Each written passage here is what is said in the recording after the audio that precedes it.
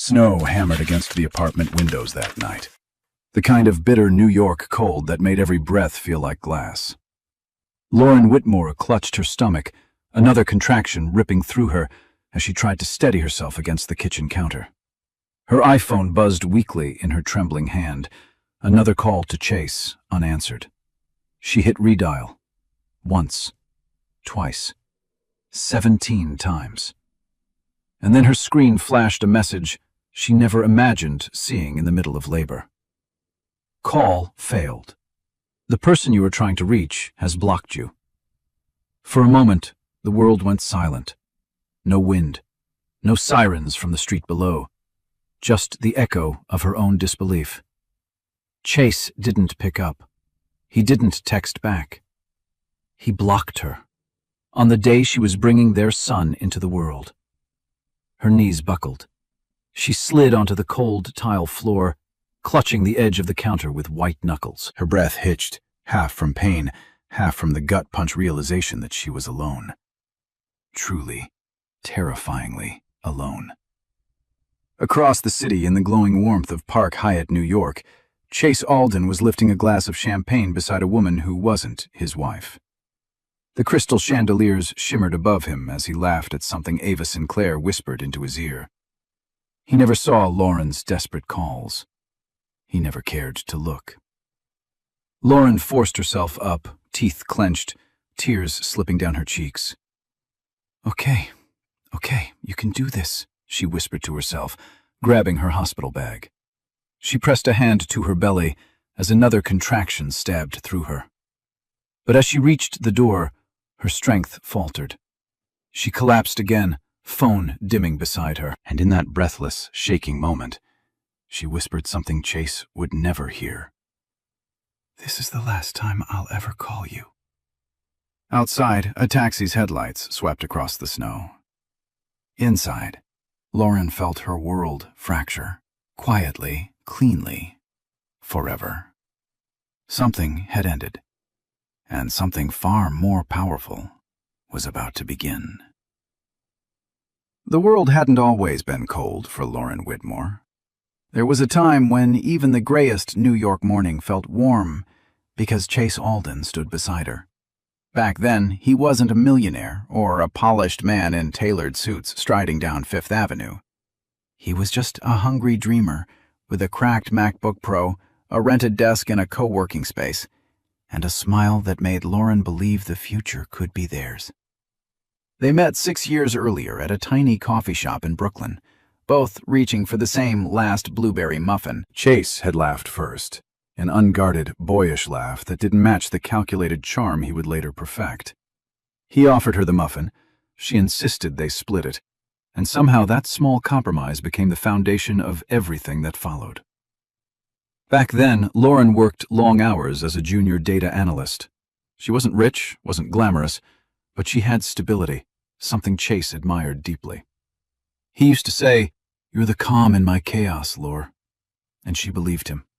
She believed him when he promised he'd never let success change the way he looked at her. When Chase's startup began to grow, she was the one who stayed up with him until 3 a.m., proofreading pitch decks, cooking boxed pasta, rubbing the tension out of his shoulders. She loaned him money from her savings, just enough to keep the company alive during its roughest month. He cried when he hit his first million. She cried with him. Their wedding was small, intimate, 20 people on a rooftop in Queens, fairy lights strung across the railing, Manhattan shimmering like a promise behind them. Chase held her face and said, "I could never do life without you." The sincerity in his eyes then made it impossible to imagine he'd one day turn away from her at her most fragile moment. But somewhere along the way, success wrapped around him like a second skin. The man who once packed her lunches and kissed her forehead before work slowly transformed into someone who spent more nights at sleek midtown lounges than at home. Decisions became sharper, colder. Messages grew shorter. His laughter changed, too. No longer soft and boyish, but performative, calculated. Lauren saw the distance forming, but she kept believing the man she married was still in there, somewhere. She just didn't know that the version of him she loved was already gone. Ava Sinclair didn't enter Chase Alden's life like a storm. She slipped in quietly, like a draft under a locked door, easy to ignore at first, until the cold finally settled into the bones. She joined his company during a period when Chase was building his public image, a time when he needed someone polished, sharp, and able to charm investors before he even opened his mouth. Ava was all of those things, strategic, poised, and frighteningly intuitive. Lauren first met her at a company holiday mixer. Ava approached with a flawless smile, her red dress a shade too bold for the event, but no one seemed to mind because she wore it with unwavering confidence. She shook Lauren's hand with both of hers, as if they were old friends. "So nice to finally meet the woman who keeps Chase grounded," Ava said, voice warm, sweet, almost too sweet. Lauren tried to brush off the uncomfortable twist in her stomach. She had met plenty of confident women before, but something in Ava's eyes, sharp, assessing, lingering a little too long on Lauren's wedding ring, felt like a warning she didn't yet understand. Chase didn't notice. If anything, he seemed energized around Ava, laughing louder, talking faster, glowing under her attention.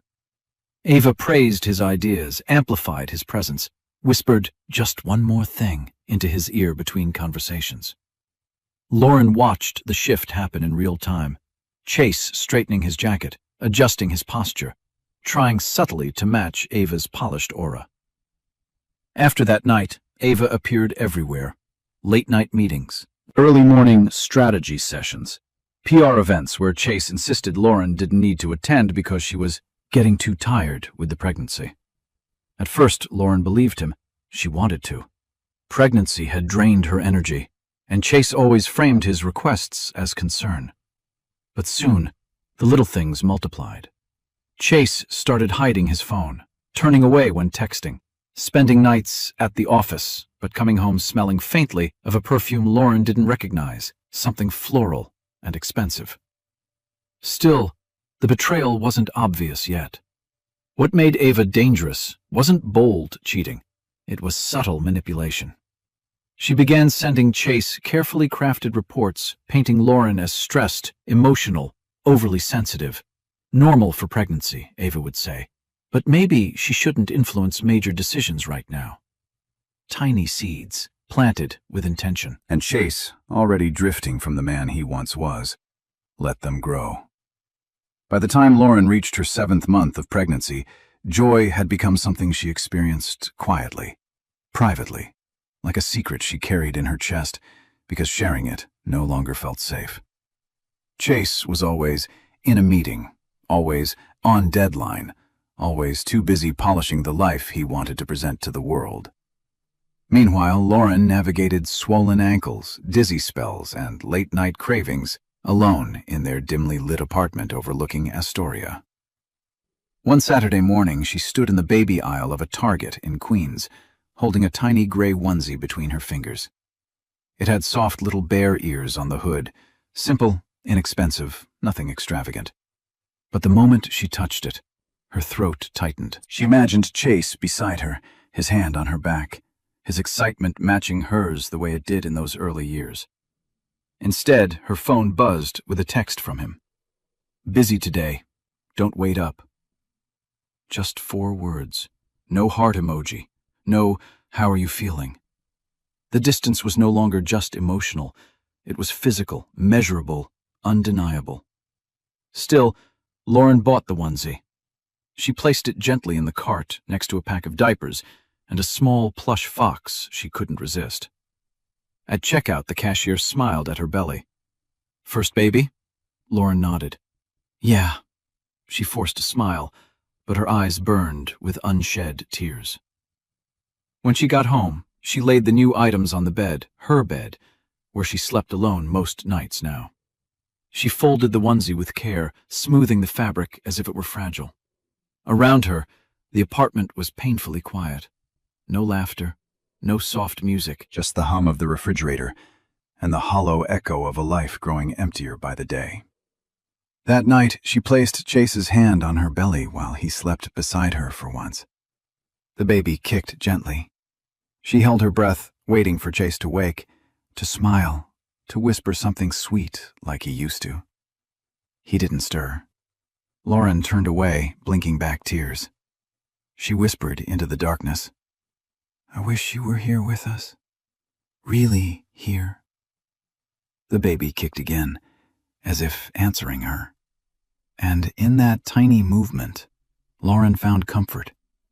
A reminder that even in her loneliness, she wasn't truly alone. But she also felt a cold truth settling in. She was parenting this child long before the baby arrived. The night Chase didn't come home for the first time wasn't marked by a fight or a dramatic exit. It slipped into Lauren's life quietly, the way all devastating things begin. She had made his favorite dinner, lemon chicken, roasted vegetables, and the soft dinner rolls he always asked for. The apartment smelled warm and comforting, a rare contrast to the growing chill between them. At 7 p.m., Chase texted, "Running late, eat without me." At 9 p.m., she called, straight to voicemail. At 11 p.m., her stomach twisted, not from pregnancy, but from the familiar ache of dread. Midnight passed. Outside, the Manhattan skyline glowed in the distance, indifferent to the pain unfolding in a small apartment across the river. Lauren tried distracting herself. She opened her MacBook Air and attempted to work through some data sheets, but the numbers blurred. Her chest felt tight, as if someone were slowly pressing down on her ribs. She checked her phone again. Still nothing. By 1 a.m., worry tangled with something darker. Intuition. That unshakable, bone-deep knowing that every woman recognizes when something in her life has shifted beyond repair. She walked to the bedroom, hand on her belly, whispering, "It's okay, sweetheart. We're okay." But her voice trembled. Finally, at 2:14 a.m., the door clicked open. Chase stepped in, the soft glow from the hallway revealing the truth before he could speak. His shirt was wrinkled, his tie was missing, and faintly, so faintly, Lauren almost questioned her own senses. She recognized a perfume she didn't own. Something floral, expensive, undeniably feminine. She swallowed. "Where were you?" Chase didn't flinch. He didn't apologize. "Work dinner. It went late." "Until 2 a.m.? "It happens. Don't start, Lauren. You're too emotional lately." Too emotional. The words sliced through her like a blade. He brushed past her and went straight to the shower. She stood frozen in the doorway, listening to the water run, each drop a cruel reminder that he was washing off a night she wasn't part of. When he finally came to bed, he turned his back to her without a word. Lauren lay awake, staring at the ceiling, one hand resting protectively on her belly. She didn't cry. She didn't speak. But in the quiet darkness, she felt the first crack in her marriage widen. Sharp, cold, irreversible. By the 8th month of pregnancy, Lauren had become an expert at pretending things were fine. She smiled through swollen feet, through dizzy spells, through the growing silence in their home. But nothing prepared her for the day she sat alone in the dim waiting room of her OB-GYN's office, hands trembling around her iPhone as she waited for Chase to arrive. He had promised he'd come. "It's important," she'd reminded him that morning.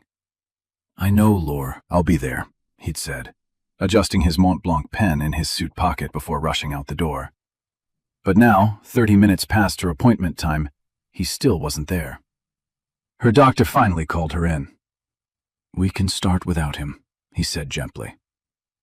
During the ultrasound, as the technician traced the screen, Lauren blinked away tears. She wanted Chase beside her. She wanted his gasp of awe, his hand gripping hers, his smile when he saw their son kicking. But all she got was an empty chair, a void where her husband was supposed to be. After the appointment, she stepped outside into the cold wind, her scarf whipping around her as she called him again. Ring, ring. Voicemail. "Hey, it went fine," she whispered into the phone. "I wish you had been there. I really needed you today." An hour later, still no response. That night, Chase finally texted, "Sorry, busy day. How was it?" Lauren stared at the screen, feeling a wave of exhaustion wash over her. She typed out a long message, how scared she felt, how the doctor mentioned signs of early labor, how alone she was starting to feel. But then she deleted everything. She simply replied, "It was okay." Chase didn't call. He didn't ask for pictures. He didn't come home early. Instead, at 10:47 p.m., he sent another message. "Ava needs me to review a pitch deck. Don't wait up." Lauren froze. Ava needs me. Not the company, not the team. Ava. Her heartbeat thudded painfully in her chest. She sank onto the couch, one hand pressed over her belly as the baby kicked softly, like a reminder that she wasn't alone, even if she felt like it. She dialed Chase once more, hoping, begging for him to answer. He didn't. The call rang until it died into silence, taking another piece of her heart with it. By the time Lauren reached 36 weeks, anxiety had become her constant shadow. Every tightening of her abdomen made her wonder if it was beginning, if the baby was coming early. Her doctor had warned her about the signs, told her to avoid stress, told her to rest. But how could she rest when the man she loved was slipping through her fingers like water she couldn't hold? That night, the tension in her body felt different, sharper, deeper, curling into her spine like a warning. She sat on the edge of their bed, one hand rubbing slow circles over her belly. She tried to call Chase, hoping he might come home early for once. He answered on the third ring, voice rushed, distracted. "Lauren, I'm about to walk into a meeting. Can this wait?" Her heart sank. I think something's wrong. My stomach keeps tightening. It feels different tonight." A pause.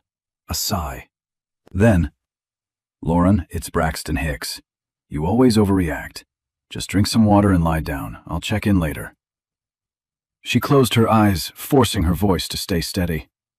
"I really think, Lauren," he snapped softly. "I can't do this right now."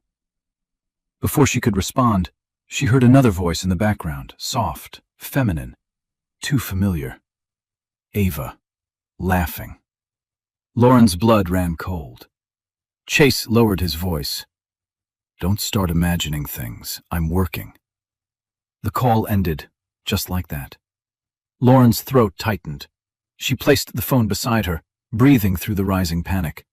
But no amount of deep breaths stopped the sharp, rhythmic pain that began to pulse across her lower abdomen. She tried walking around. She tried lying down. She tried drinking water. Nothing helped. Another contraction hit, this one strong enough to bring her to her knees. Her breath hitched. No, not tonight. Not when she was utterly alone.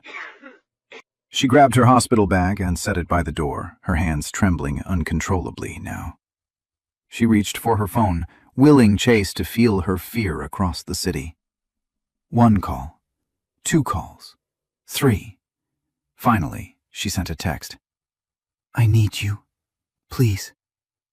Delivered. Not read. Not answered. A minute later, another contraction hit so violently it stole her breath.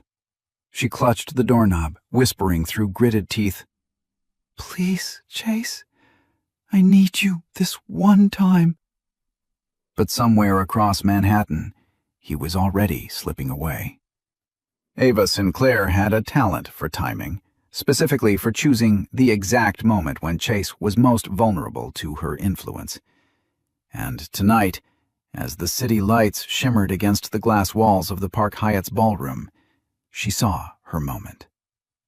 Chase's phone buzzed on the table beside their champagne glasses. He glanced at the screen. Lauren, again. His jaw tensed.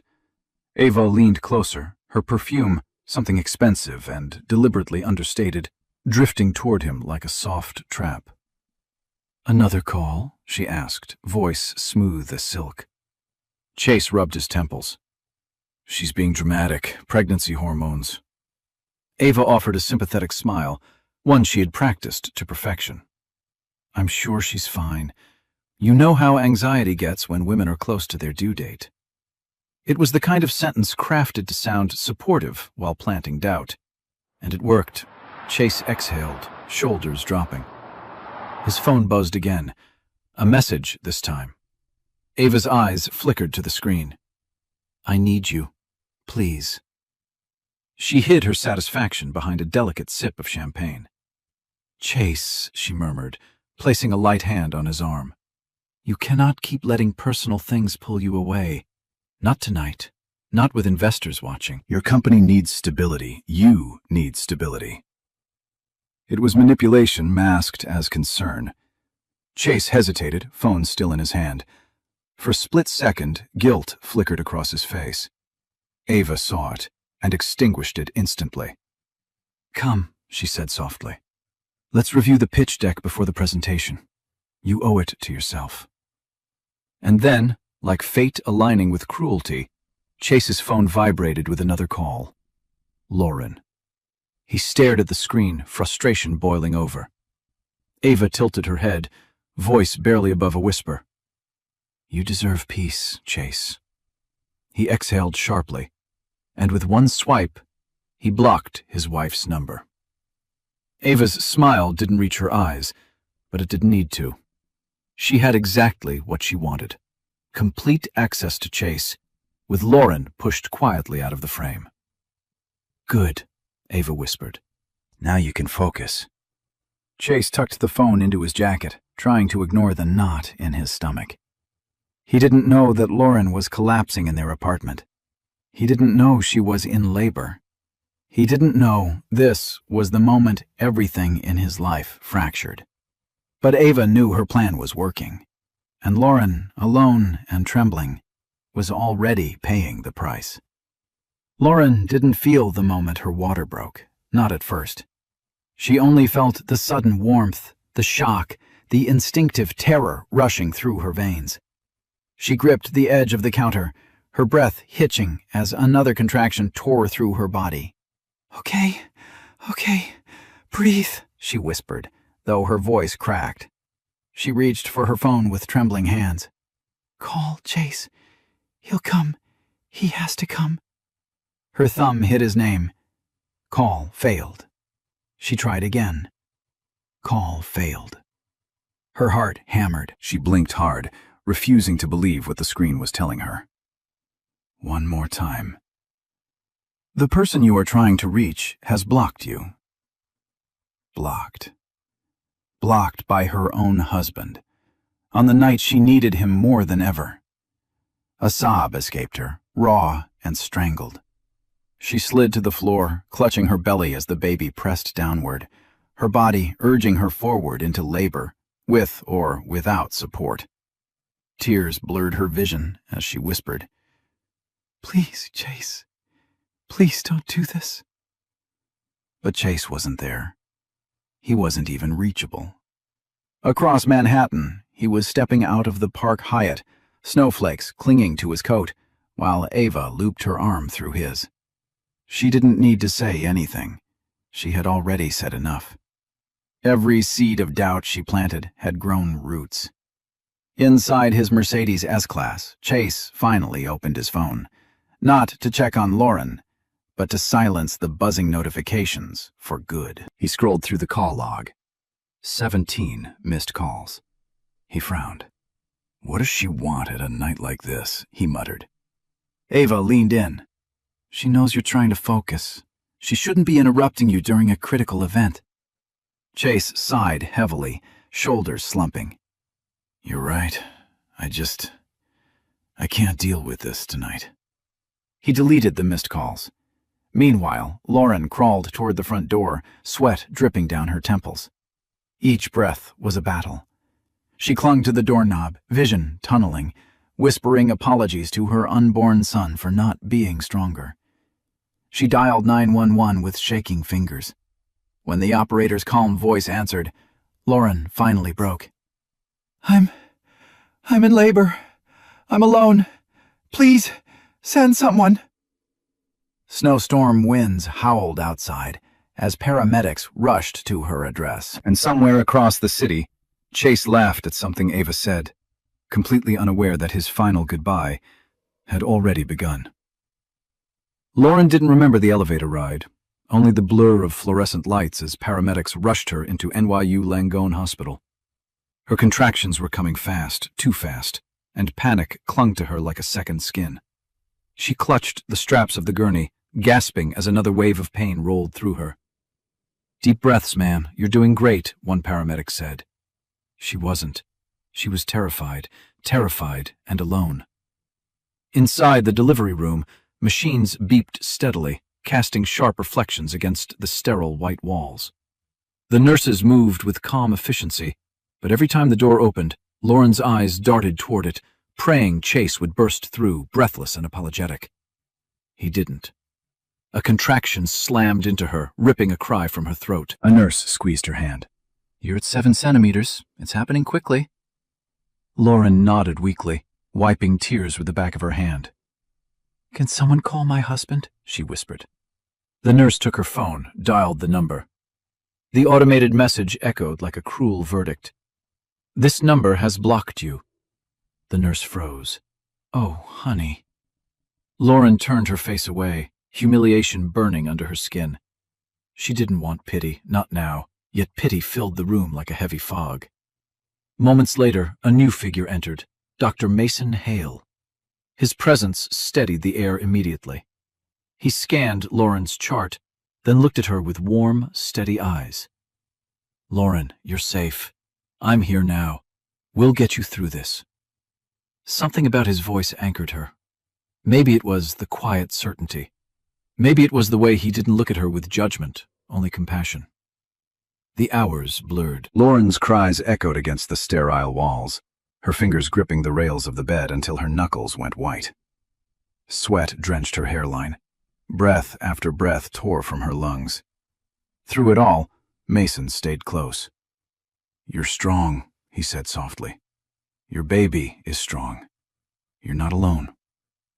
Finally, after what felt like a lifetime, a piercing infant cry filled the room.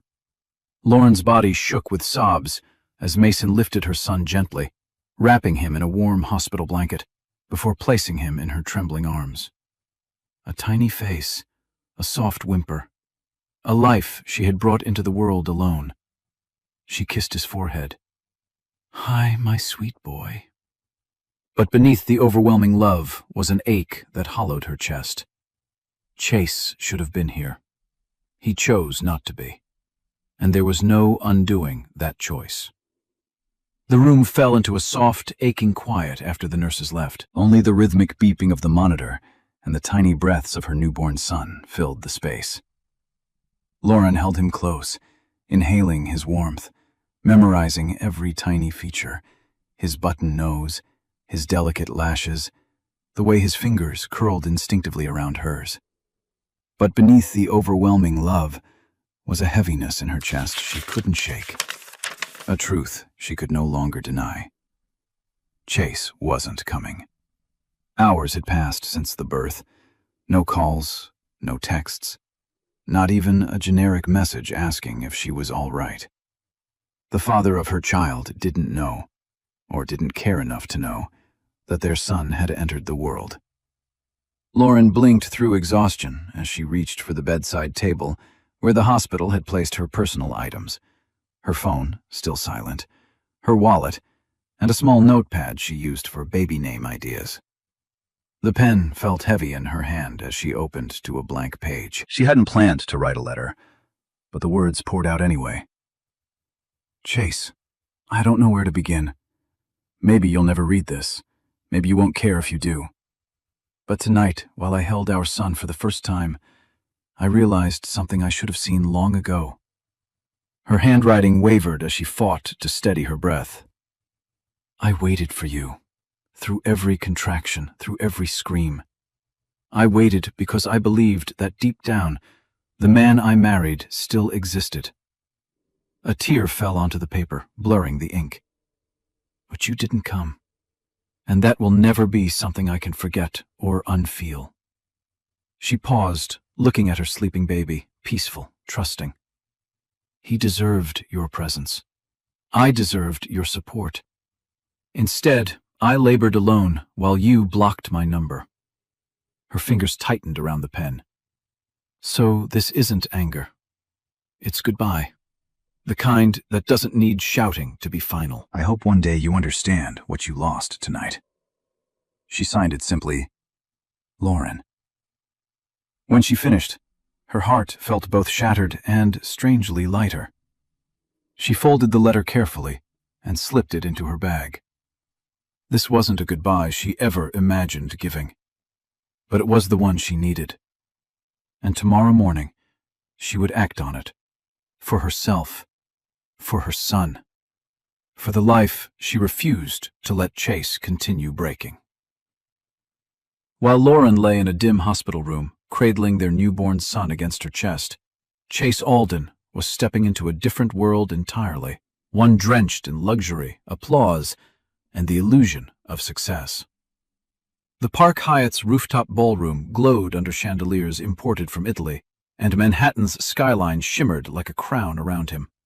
Tonight's fundraiser was everything Chase lived for: attention, influence, and validation. Investors clapped him on the back, praising his latest projections. Cameras flashed. A Wall Street journalist asked for an interview. Chase basked in it all, a glass of aged bourbon in hand, unaware that Lauren was fighting through hours of labor alone. Ava Sinclair hovered near him, offering subtle touches and perfectly timed smiles. "You're owning the room tonight," she whispered. Chase smirked. "Feels like things are finally lining up." If only he knew what was collapsing elsewhere. Halfway through the evening, his phone buzzed. A notification banner appeared at the top of his screen. "Congrats on the new baby! Jason R., CFO." Chase froze. "What?" he muttered under his breath. Ava's eyes flickered with controlled alarm. "Something wrong?" He opened the message. Another text from a board member followed. "Hope Lauren and the little one are healthy. Send pictures." Chase felt his stomach drop, but pride, and Ava, forced him to hide it. He typed back quickly, "Thanks, we'll update soon." But panic spread under his skin. He hadn't heard from Lauren. He hadn't checked her messages. He hadn't even tried to. "Excuse me," he muttered, stepping away from Ava. He opened his call log. 17 missed calls. 17 calls he never even noticed. Because he blocked her. His chest tightened, his throat dried. His brain scrambled to rationalize it. She would have texted, he whispered to himself. She would have told me if she went into labor. But she did. He just never saw it. A wave of nausea hit him. He fumbled to unblock her number, trying to call. Call failed. No service on the rooftop. Ava approached quietly, placing a gentle hand on his arm.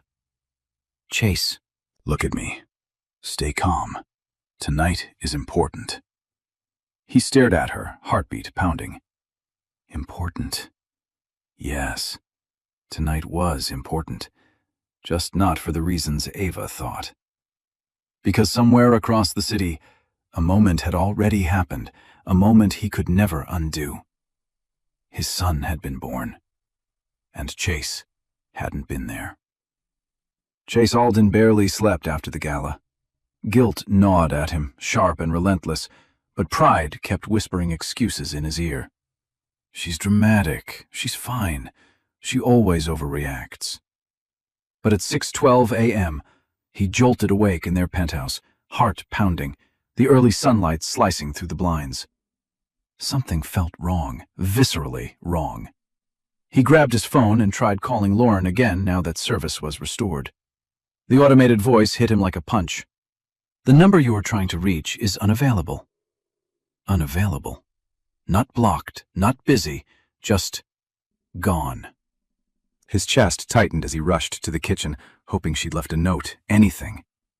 Instead, he stepped into a silence so heavy, it felt physical.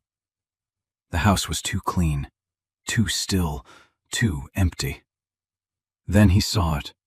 A small envelope on the dining table, his name written in Lauren's handwriting. His hands shook as he opened it. The letter unfolded softly, but the words inside tore him open.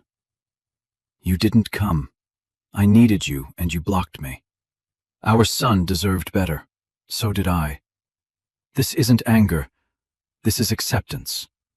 Goodbye, Chase. He sank into a chair, breath caught somewhere between a gasp and a sob. He read the letter again and again, each line a blade, each sentence a mirror reflecting the man he had become, but never meant to be. No, Lauren.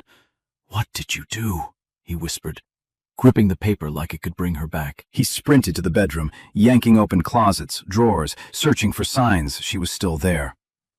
But her suitcase was gone. Her clothes, her toiletries, even the tiny gray onesie with bare ears she had shown him weeks ago, gone. Everything she touched had vanished from the home he once forced her to shrink inside. Chase fell to his knees beside the bed, clutching the sheet where she used to sleep. He hadn't cried in years, but now tears streamed down his face unchecked. In the corner, something caught his eye. A small hospital bracelet on the nightstand. Baby Boy Whitmore, NYU Langone Hospital. Born 2:14 a.m. His son. His son had been born while he laughed, drank, and danced with another woman. A sound escaped him, raw, broken, unfamiliar. Because for the first time, Chase understood the truth. This wasn't just a mistake. It was the moment that cost him his family, and Lauren wasn't coming back. Chase didn't bother changing clothes. He sped through Manhattan in the same wrinkled suit from the gala, heart pounding as he forced his Mercedes through early morning traffic. Every red light felt like a personal attack. Every passing second felt like another piece of Lauren slipping further away. When he reached NYU Langone Hospital, he ran through the sliding doors, breathless, frantic, ignoring the security guard calling after him. I'm looking for my wife, he gasped at the front desk. Lauren Whitmore, she delivered last night. The receptionist's expression shifted, sympathy mixed with something heavier. Sir, please wait a moment. A few agonizing minutes later, a man in a white coat approached. Dr. Mason Hale. Calm, steady, eyes sharp enough to read truth and guilt in a single glance. You must be Chase, Mason said, voice even. Let's talk somewhere private.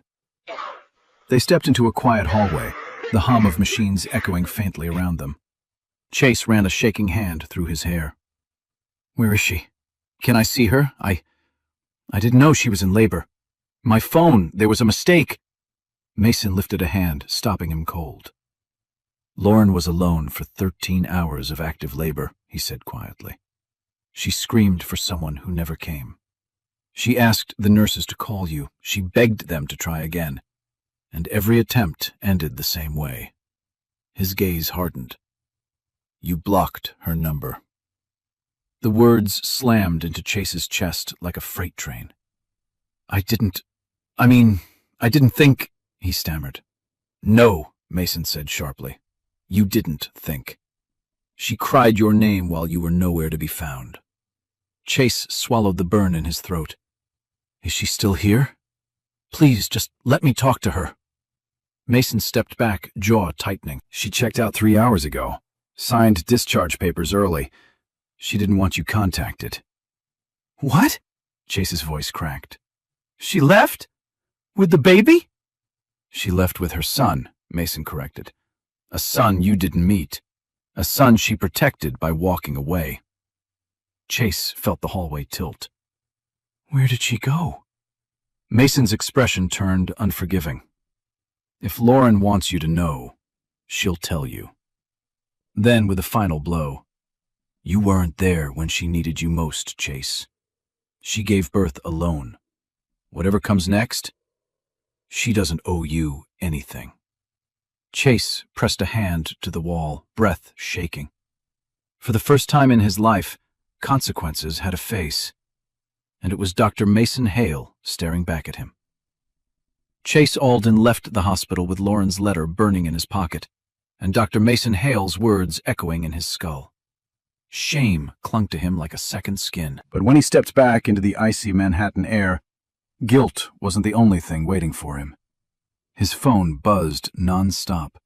Emails from board members, texts from investors, notifications flooding in. Something was wrong. At first, he ignored them. He just needed to breathe, to think, to not fall apart on the sidewalk. But then a headline flashed across his screen from a financial blog. Alden FinTech faces internal leak. Investor confidence drops overnight. His heart slammed into his ribs. He opened the article. His stomach turned. Confidential projections, strategy documents, risk disclosures, all leaked. His company, the company he'd sacrificed his marriage, his integrity, his family for, was sinking. Chase! He turned. Ava Sinclair hurried toward him, heels clicking against the pavement, face pale beneath her flawless makeup. "We need to talk," she said urgently, grabbing his arm. He yanked it away. "Did you know about this leak?" Ava hesitated, too long, and that hesitation told him everything. "You," he whispered. "You did this." "No," she insisted, stepping closer. "I didn't leak anything. But Chase, you have to be smart. If the board thinks you're unstable after tonight, they'll push you out. You need to let me help you manage this." He stared at her, realization dawning like a slow, sickening sunrise. "You're not helping me," he said coldly. "You're positioning yourself." A flicker of panic crossed her face, then vanished behind practiced calm. "Chase, don't make this personal." "Personal?" he repeated, laughter breaking in his throat. "My wife gave birth alone. My son was born while I was—" He couldn't finish the sentence. Ava softened her voice. "Chase, listen. Lauren was holding you back. You need someone who understands this world. Someone who can help you rebuild." But he wasn't listening anymore, because behind Ava, 2 board members from Alden FinTech stepped out of a black SUV, faces stern, expressions unreadable. "Chase," one said, "we need to speak with you, now." Ava crossed her arms, smugness flickering in her eyes. This was her plan, all along. Chase felt the ground shift beneath him. He had lost his wife, he had lost his son, and now his empire was slipping through his fingers. And the woman he trusted most was the one who'd set the fire. Lauren didn't leave the hospital triumphant or angry. She left quietly, wrapped in a softness she hadn't felt in years, an exhaustion mixed with a freedom she didn't yet have words for. Dr. Mason Hale arranged a cab for her, helped her buckle her newborn son into the carrier, and pressed a warm hand to her shoulder. "You're stronger than you think," he said gently. She believed him. For the first time in a very long time. The cab ride to Queens felt surreal. Snow drifted across the bridge as the city lights glowed like distant embers. Lauren held her baby close, breathing in the faint newborn scent that grounded her more than anything ever had. Her new apartment, a small sublet in Astoria, waited for her with second-hand furniture and boxes she hadn't finished unpacking. It wasn't glamorous, it wasn't spacious, but it was hers. Hers and her son's. No lies, no cold silences, no walking on eggshells. Inside, she settled onto the worn couch, her son sleeping safely against her chest. She opened an Amazon box she hadn't touched since the week before, the one with Atomic Habits and Women Who Run with the Wolves. Self-help books she ordered out of desperation, not knowing she'd need them more than ever now. She flipped the first page, but instead of loneliness, she felt something new. Possibility. For the next few weeks, Lauren rebuilt her life inch by inch. She breastfed, rocked her son to sleep, and learned to make peace with the difficult nights. She FaceTimed the few friends she trusted, updated her HR manager about extending maternity leave, and slowly created a routine that didn't include Chase or his absence. Mason checked in often, not out of obligation, but genuine concern. "How's my favorite little warrior?" he'd ask, smiling softly at the baby. "And how's Mom holding up?" Lauren found herself looking forward to those calls more than she admitted. She healed, not loudly, not with dramatic breakthroughs, but with quiet victories. Washing baby bottles without crying, sleeping 4 hours instead of 2, laughing at her son's first crooked smile. Feeling the warmth of sunlight in her apartment and realizing she didn't miss the penthouse or its cold marble floors. She didn't miss Chase. Not the way she once feared she would. Because little by little, Lauren discovered something extraordinary. She wasn't rebuilding her old life. She was building a better one. 14 months passed before Chase Alden saw his son for the first time. It happened on a quiet Saturday morning inside the Barnes & Noble at Union Square, a place Lauren visited often because the children's section felt warm, safe, and far away from the life she'd left behind. Her son, now toddling unsteadily on chubby legs, clutched a board book in his tiny hands, babbling proudly as he tried to pronounce the word moon. Lauren laughed, brushing a curl from his forehead. He had Chase's eyes, bright, stormy blue, but softer, kinder. She didn't hear the footsteps approaching. She didn't notice the man standing frozen at the end of the aisle. "Lauren?" The book slipped from her hands. Chase looked nothing like the polished millionaire he once was. His suit hung loose on a thinner frame, dark circles underlining his eyes, and the confidence he once wore like armor had eroded. His company's downfall had aged him. His guilt had hollowed him. But nothing struck him harder than the child staring back at him, wide-eyed, curious, undeniably his. The boy tilted his head, sensing Lauren's tension, and reached for her leg. Chase's breath broke. "Is that—" Lauren lifted her chin. "My son." He flinched at the phrasing. Not our son. Not anymore. "Lauren, please." His voice cracked. "I've been looking for you for months. I went to the apartment, your old job. Your friends wouldn't tell me anything. Because they knew I didn't want to be found."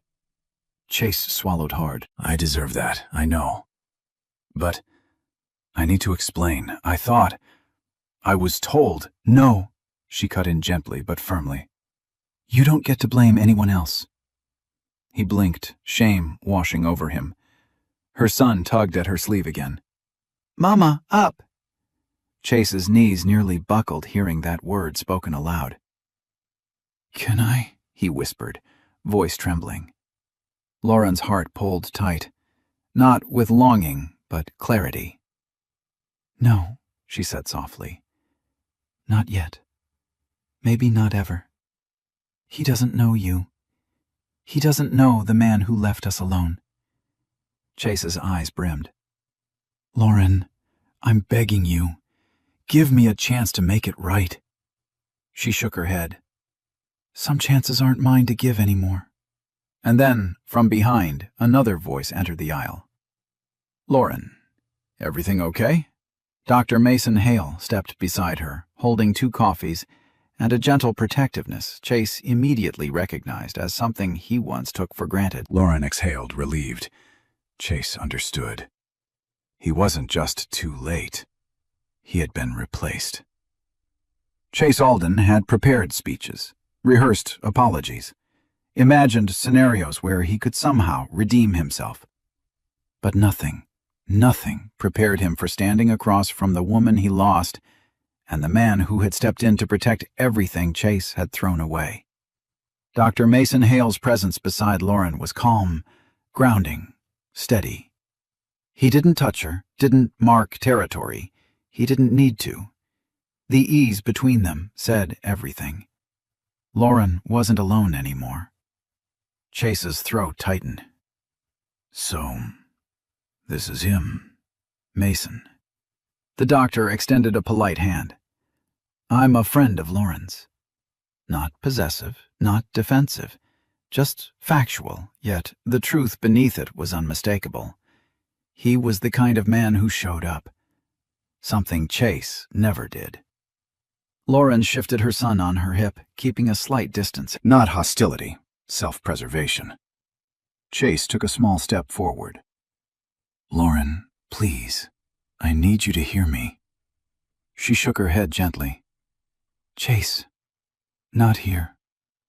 My whole world fell apart when you left, he said, voice cracking. The company, the board, Ava betrayed me. Everything I had, everything I built, it all collapsed. Lauren inhaled slowly. I didn't leave to punish you. I left because staying was killing me. Her son fussed softly, sensing the tension. Mason stepped closer, offering his hand to the toddler, who reached for him without hesitation. The trust was instant. Chase felt the blow like a physical hit. That should have been me, he whispered. Lauren's eyes softened, but not with longing, with truth. It could have been, she said. But you weren't there, Chase. Not for me. Not for him. He swallowed hard. I thought I had time to fix things. She shook her head. Some things break quietly. Then one day you realize they can't be repaired. Chase's eyes brimmed with tears he couldn't hide. I don't want to lose you. You already did, she replied gently. Mason placed a reassuring hand on the child's back. Lauren's shoulders relaxed, a subtle sign of the life she rebuilt, the safety she found. Chase saw it then, the final truth. Lauren wasn't angry. She wasn't waiting. She wasn't punishing him. She had simply outgrown the version of him that destroyed her. And in that realization, Chase felt the full weight of his choices, not as regret, but as consequence. The air inside Barnes & Noble felt heavier now, as though the shelves themselves were holding their breath. Chase Alden stood rooted to the spot, eyes fixed on the small family in front of him, Lauren, her son, and Mason. A picture of the life he could have had. The life he'd been too blind to protect. Lauren, Chase whispered, voice breaking. Please, don't walk away from me again. She turned toward him slowly. Her expression wasn't cruel. It wasn't even angry. It was something far harder for Chase to face. Acceptance. Chase, she said softly, I'm not walking away. I walked away a long time ago. Her son reached for Mason's finger again, giggling when Mason wiggled it playfully.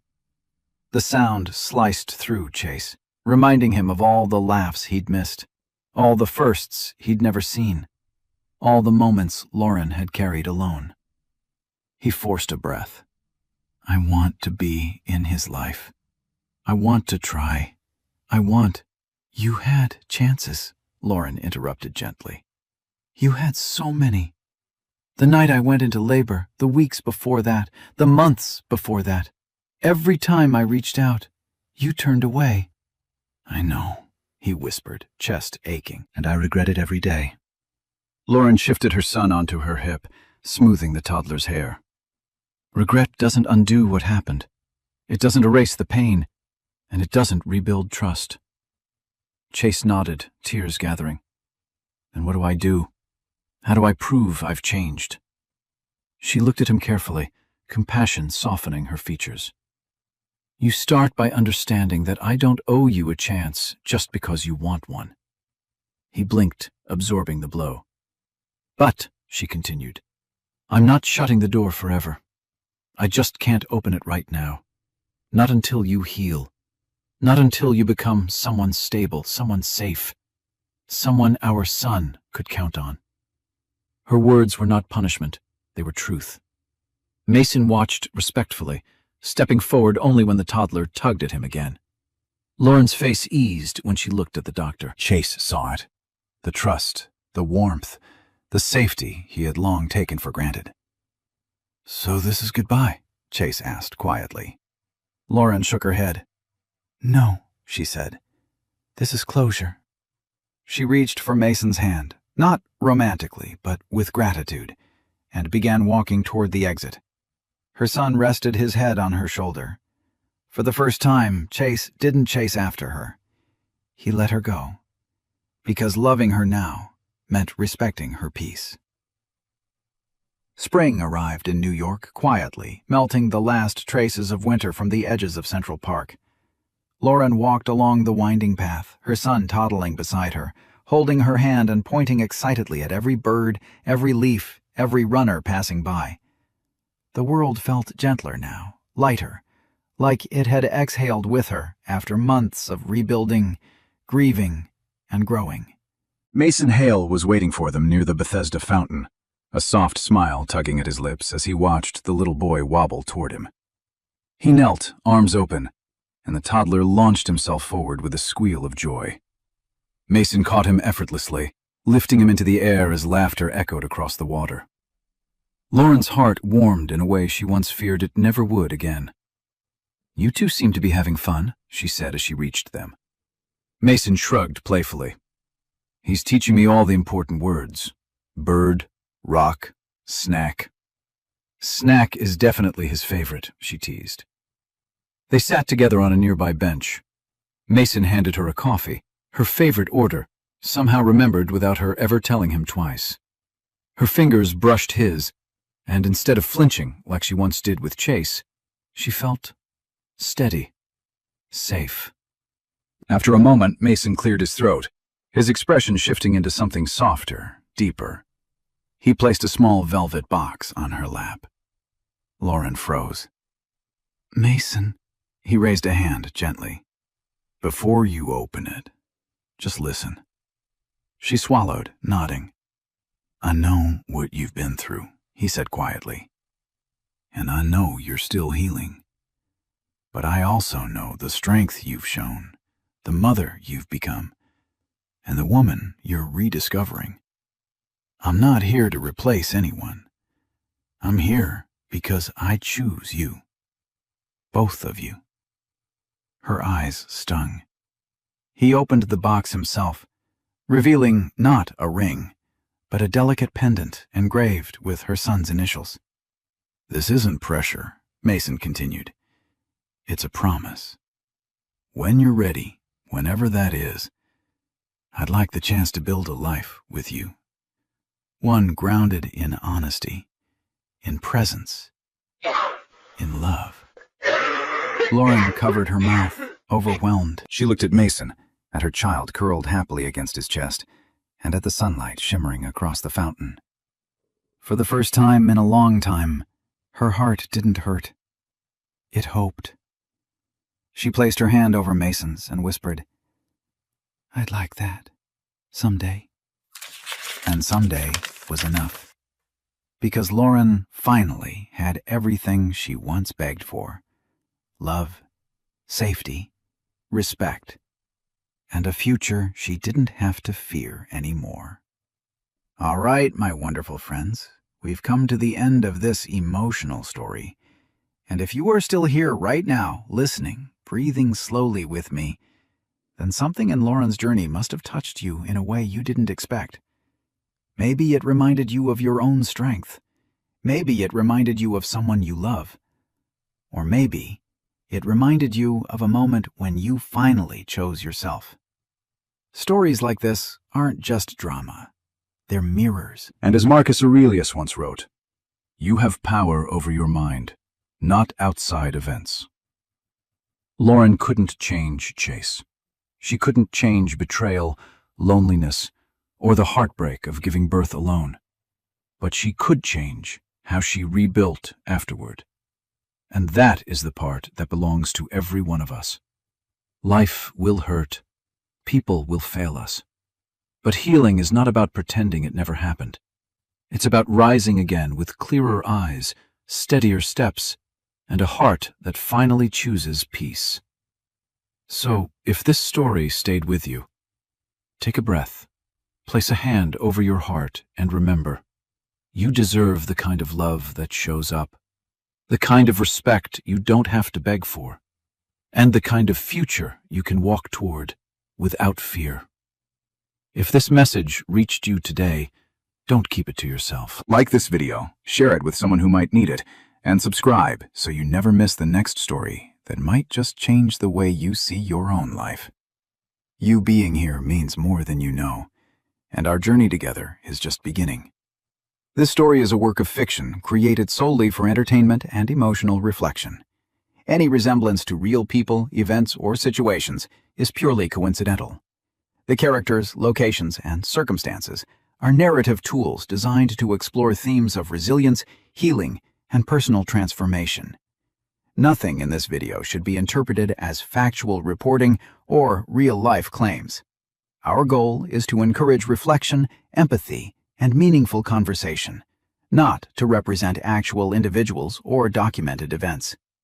Viewers are invited to interpret the story symbolically and draw inspiration in ways that feel personally helpful. By watching this content, you acknowledge that it is dramatized storytelling meant to uplift, not to misinform. If you enjoy these narrative journeys and the lessons within them, feel free to like, share, and subscribe to support the channel and stay connected with future stories crafted just for you.